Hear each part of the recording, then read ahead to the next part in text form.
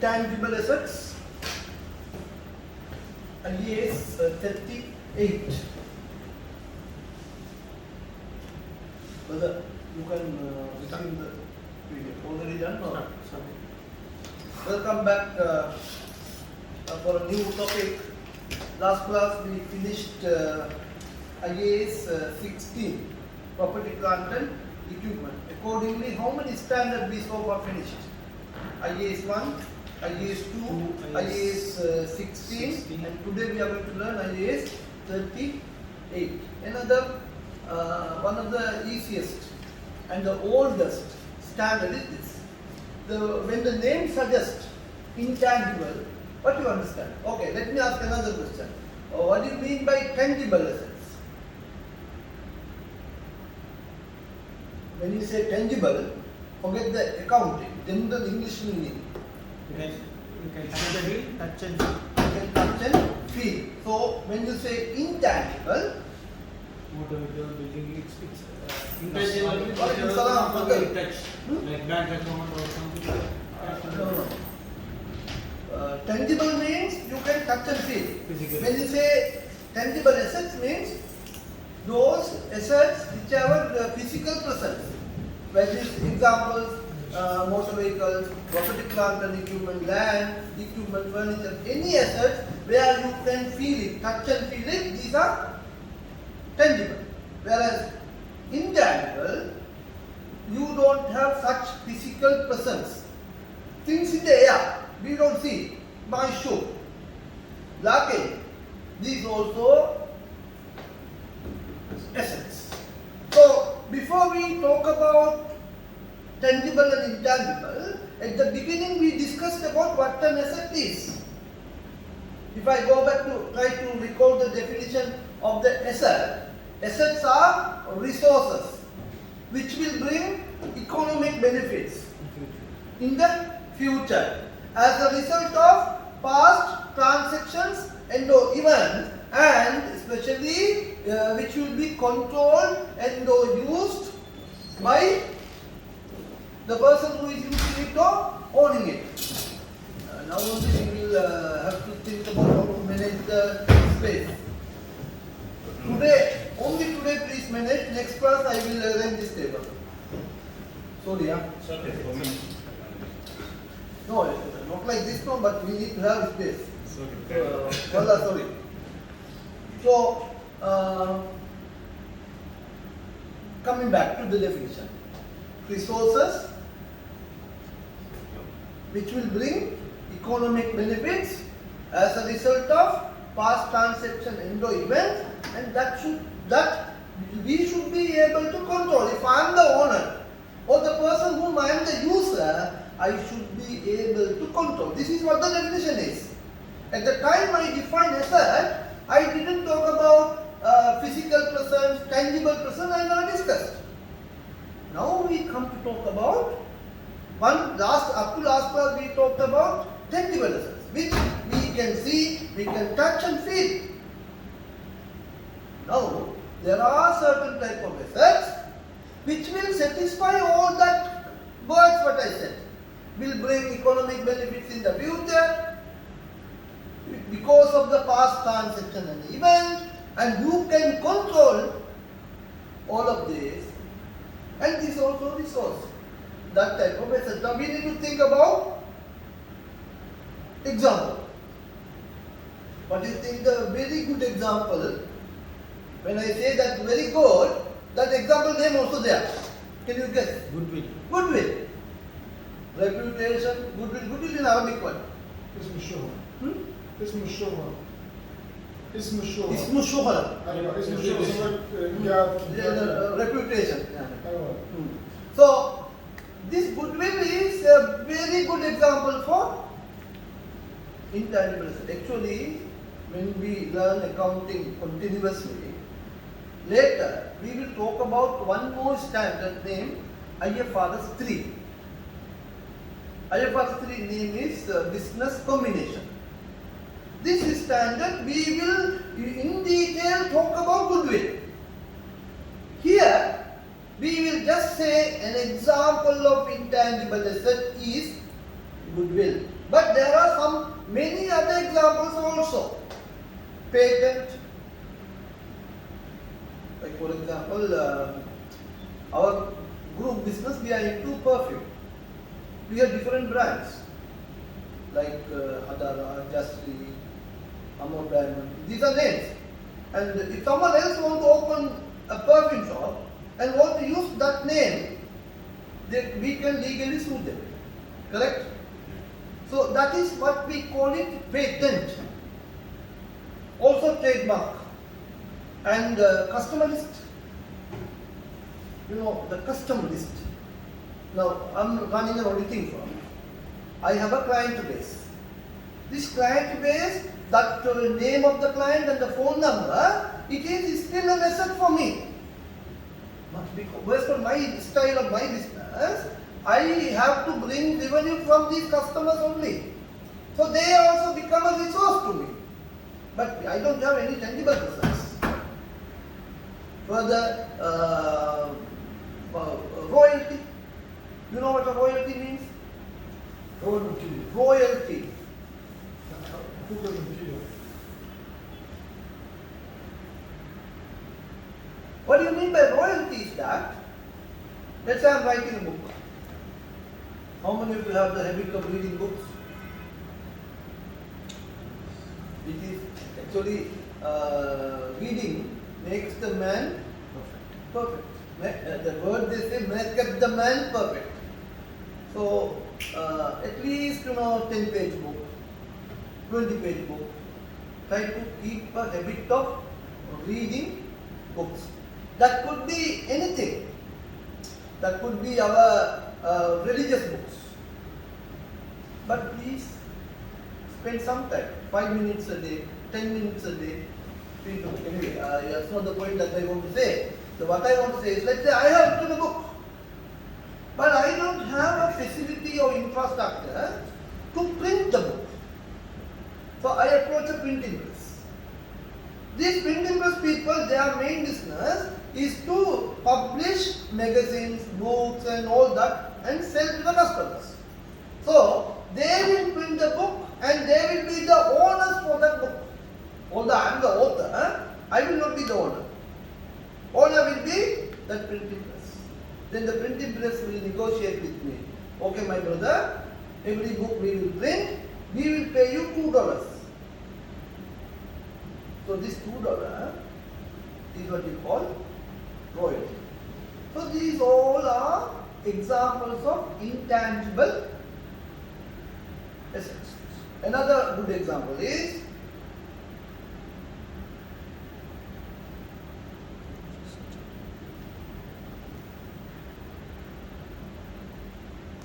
R&D, research and development. That also one good example which could fall under the heading of intangibles. I am using the word which could fall because sometimes it may not. That's why I am saying like this. So let's now define what is intangible assets. So those are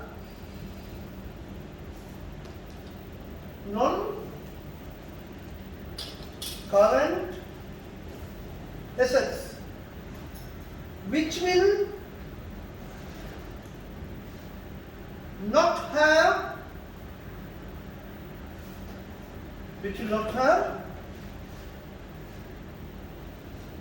physical substance. That's it.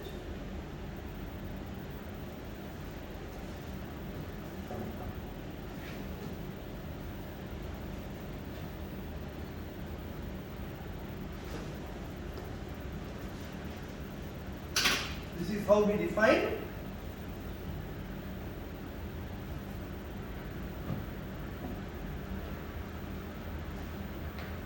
what? Intangible assets.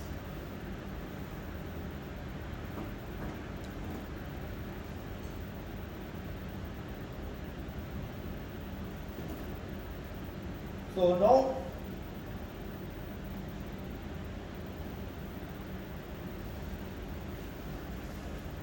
example.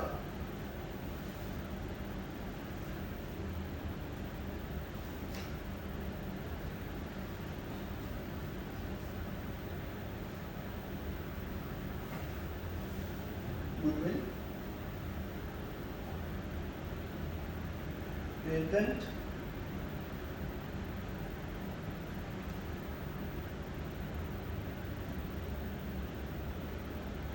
trademark,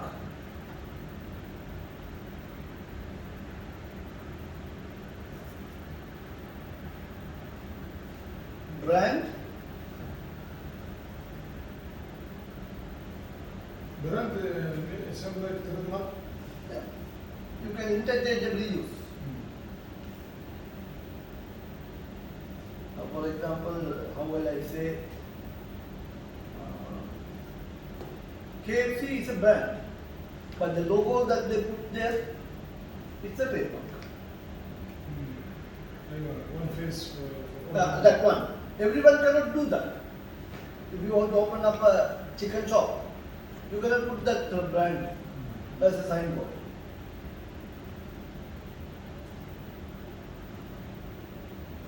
When I write R&D means research and development.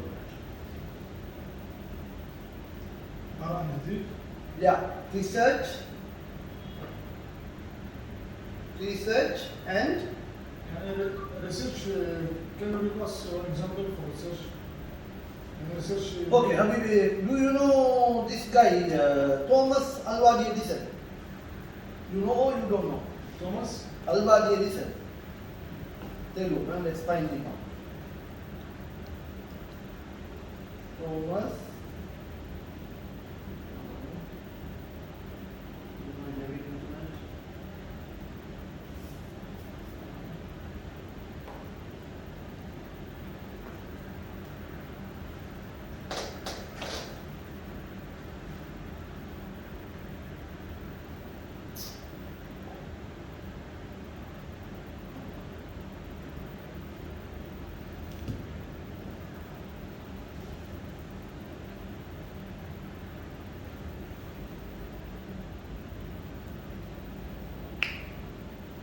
Colors.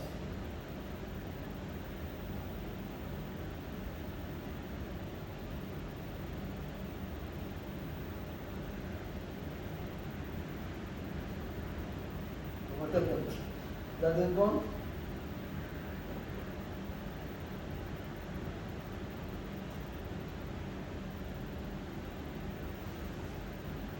You know this guy? Never heard in your school days? Who invented this bulb? Light. Electric bulb? This guy only invented. But before he invented, he has done more than 1,000 researches. Just mean. Searching, finding, thinking, guessing, going to the lab, doing something, putting some chemical.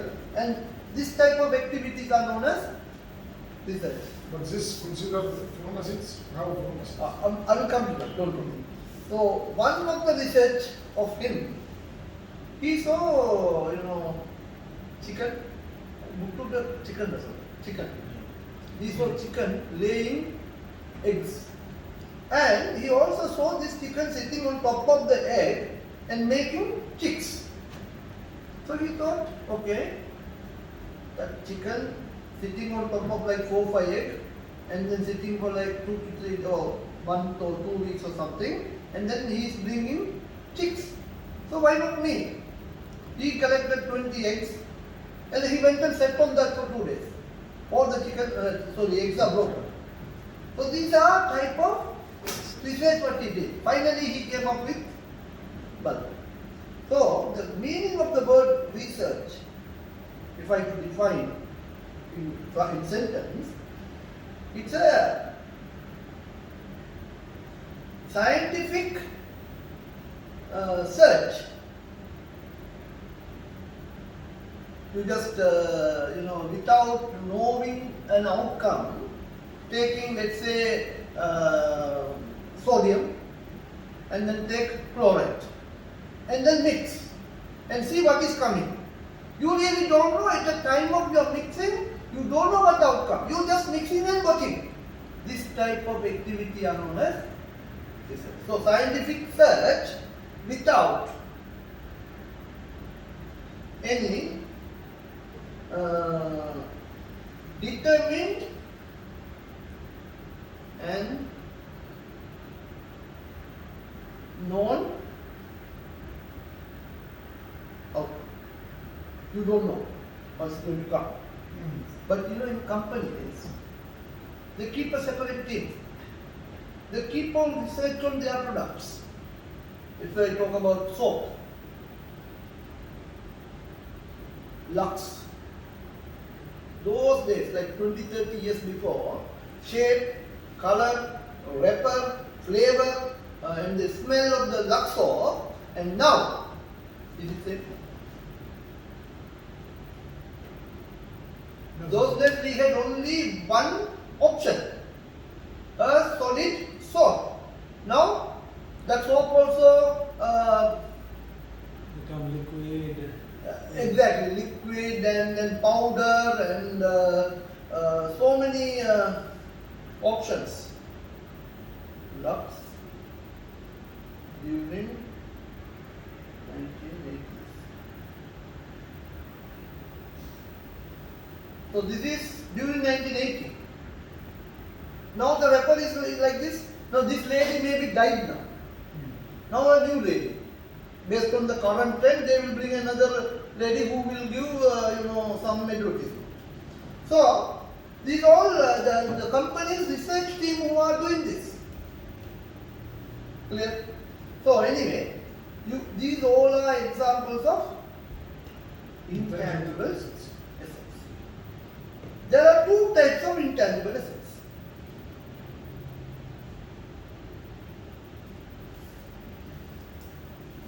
Assets are two types. One with limited life, other one with no limited life. Your intangible assets you will categorize into two sections.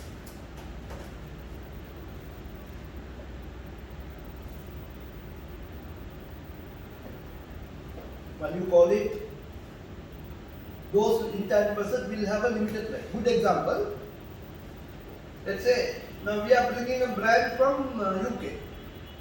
You are signing a contract for 5 years. So end of the 5th year, you need to close this because the contract is only for 5 years. So then you bring a brand, you may have to pay for it, you may have to spend money, you may have to do a lot of expenses on this. And these expenses, if it that satisfies the condition of an asset, I need to capitalize. Correct? And then, if the contract time is only 5 years, and this is an asset, then I have to do something called similar to depreciation. If it's a tangible asset, we name it depreciation. If it's intangible asset, we have a different name. Can someone tell me? Amortization. It is amortization. So you need to amortize over its useful life. Yes, understood. So this is for those assets with life is limited. But for the assets with no limited life, like our goodwill, our brand goodwill, we don't have any limited life. That will be there for maybe several years. So what you need to do is, you should review for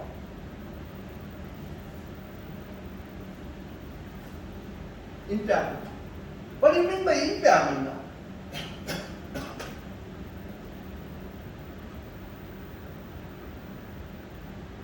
Any damage or danger happened to our name.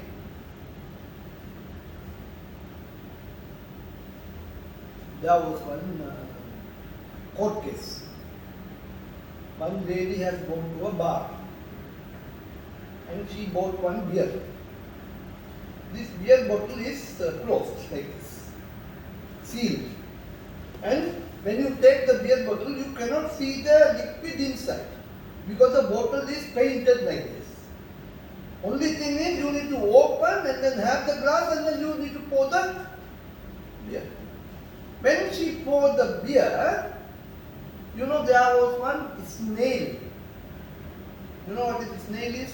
I don't know how to say in Arabic. Let me.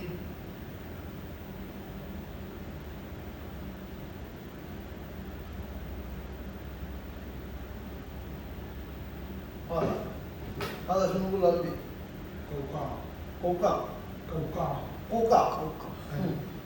So this was inside the beer bottle. It came to the glass.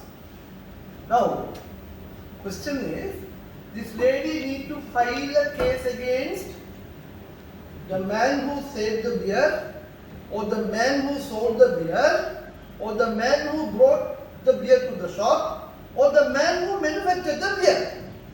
There are several problems here. So, now the reputation of this beer manufacturing company is at a big risk because you created a damage. Now, suddenly, who will entertain such a creature, we call it? Inside the, she was going to have a fun with the drinking the beer, and then suddenly this is there. Then actually that was a famous court case.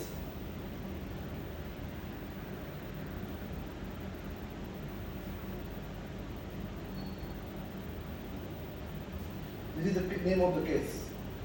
You will study, inshallah, the next stage when you go to study F4. Business law. So anyway, the point what I am trying to raise, if you create such a disreputation to your business, in Doha, I have one experience to share, like 5 years before. There was a very famous Sri Lankan restaurant. Colombo restaurant. Yes. So this Colombo restaurant very famous. Now the business has gone like skyrocketing. He keep on opening branches. Everyone loves their food. You know this in the industrial area, what more is that they keep sport event also. Grand Mall, right? Grand Mall. In the Grand Mall, he opened one branch. So actually that was a plot. That somebody made something. But the story is, two Pakistani guys are going to have a snack in the evening around 4 p.m. They ordered something called vada. You know vada? Vada. Let me show you that also. What is vada is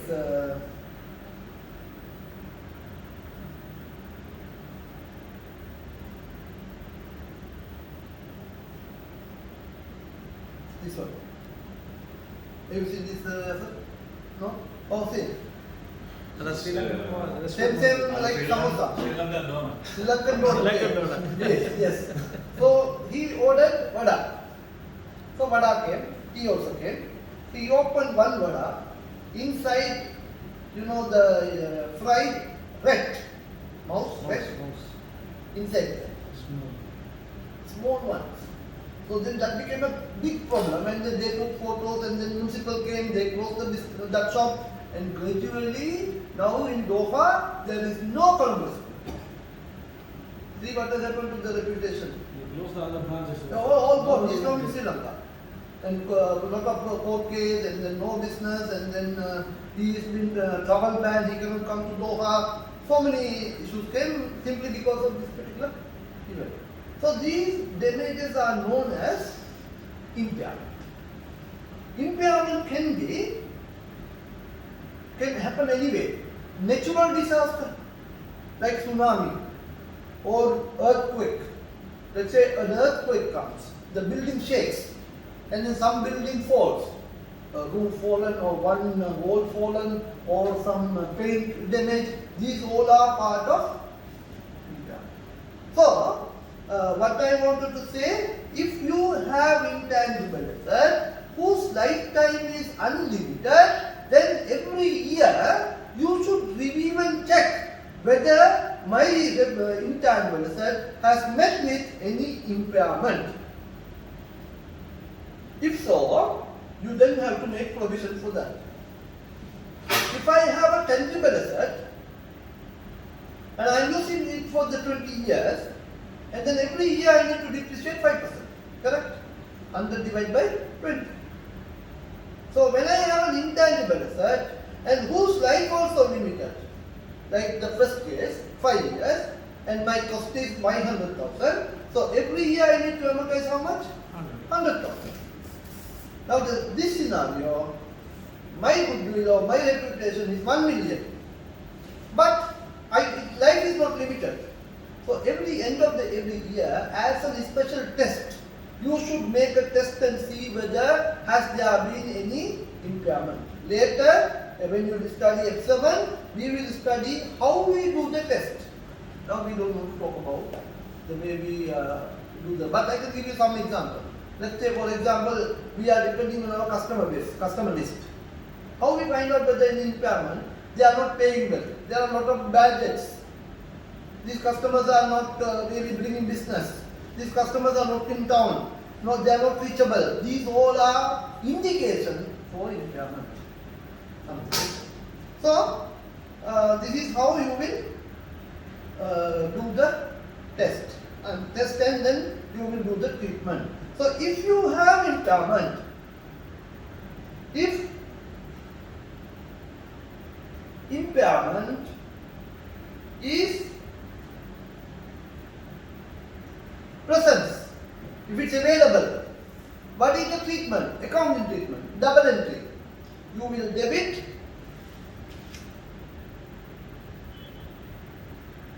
impairment expense and then you will credit given intangible asset. Same like depreciation. Accumulation. But in depreciation we credit to accumulated depreciation. Here we straightforward we credit to the asset. Yeah?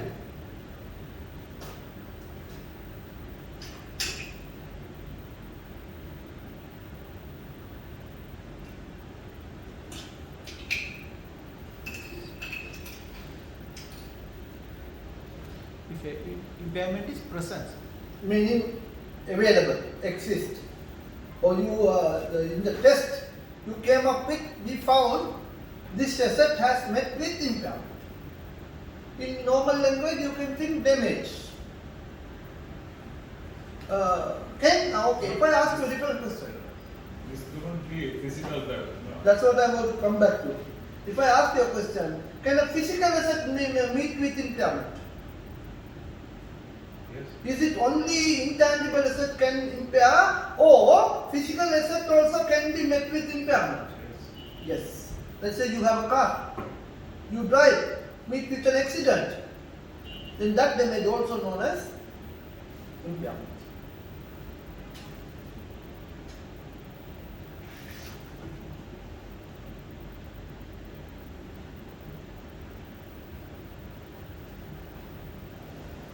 Okay, now we will specifically talk about